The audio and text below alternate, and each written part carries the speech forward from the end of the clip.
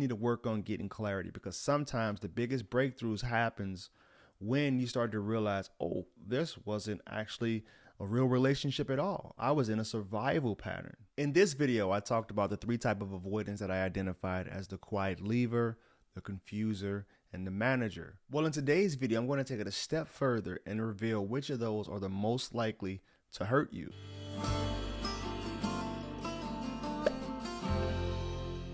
What's going on, my beautiful people? This is Certified Life and Relationship Coach, Coach Court. If you want to have a conversation with me personally, my website is www.fruitfulseeds.com. Today, I'm answering a question that has been in my inbox, my coaching sessions. Which avoidant attachment style is most likely to hurt you? And I want to be clear, this isn't about villainizing avoidance.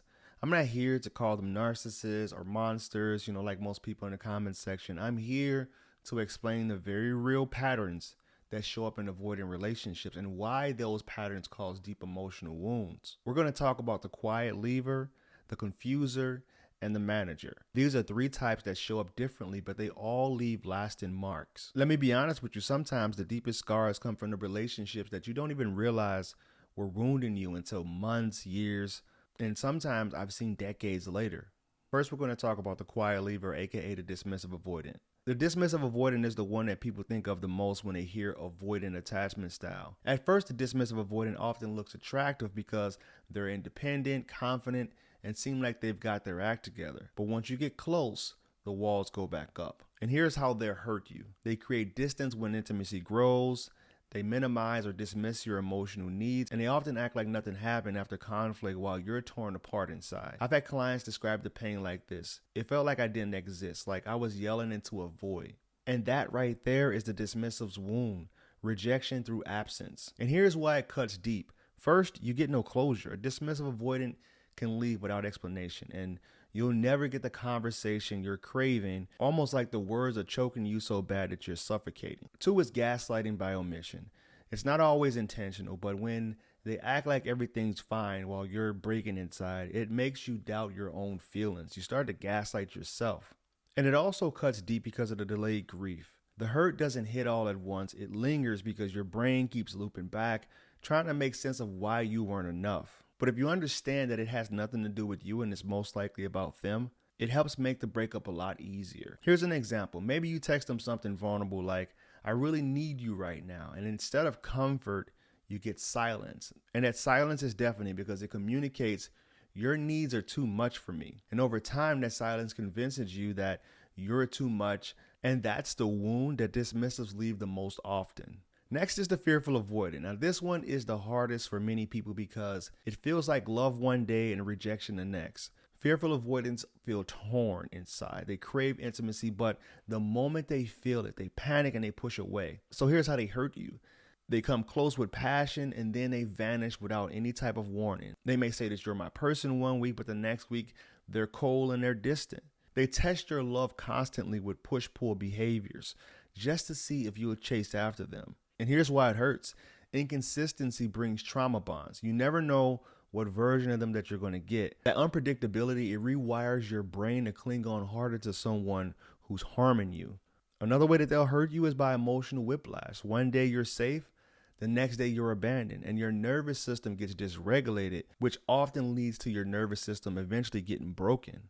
And the third way that they'll hurt you is by giving you false hope, because they can be loving and you always believe that the good version will eventually come back. That hope keeps you stuck longer than you want to admit. Here's an example. You spent a great weekend together, right? You had deep talks, intimacy, laughter. Then Monday morning comes around and they text you, I think I need some space and I don't know what I want from this relationship. That crash from the height of lows feels like free falling without a parachute, right? You just don't know what to make of it. And I call this the confuser because it's addictive. The highs are intoxicating and the lows are devastating. So this avoidant leaves the longest lasting scars because your brain has been trained to chase a love that's inconsistent.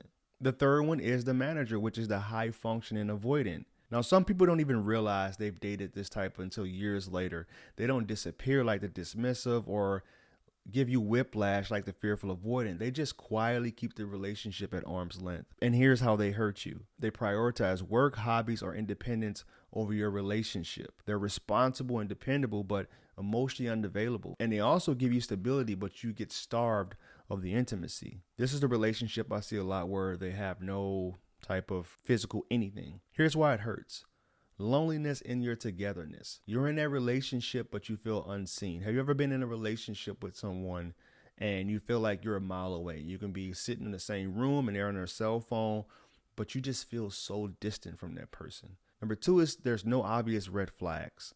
Friends and family may think they're amazing. They hide that really well. They can put on this act really easily, which makes you doubt your own feelings. You're wondering, why is everyone else seeing this great person? But for me, I see the starvation that he's given me or she's given me. The third one is the slow erosion that happens. You don't notice the wound right away.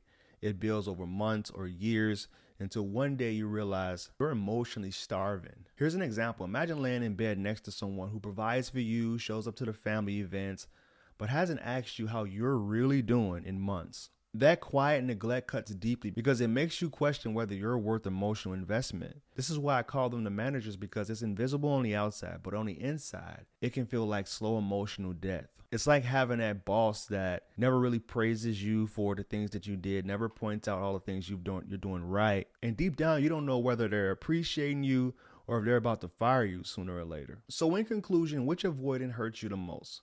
Well, that answer depends on your attachment style and your history. If you're an anxious preoccupied, the dismissive avoidant coldness, it feels unbearable. It makes you want to reach out to Coach Court every other day to prevent you from breaking up with this person. You're wired for closeness, and their distance feels like abandonment. If you crave safety and stability, the confuser's chaos will leave you traumatized because you never feel secure. If you value connection and intimacy, then the manager's neglect feels like betrayal because you're technically together, but you're emotionally alone. But here's what I've seen after years of coaching. The confuser tends to leave the longest lasting scars. Why? Because of the cycle, the highs and the lows, the passion and the rejection. It wires your brain to chase the very thing that's hurting you. It creates the strongest trauma bond out of all the avoidant attachment styles. Now, after hearing all this, what is it that you do if you've been hurt by one of these type of avoidants? First, you need to stop blaming yourself. Their avoidance wasn't about your worth. It wasn't about the fear of intimacy.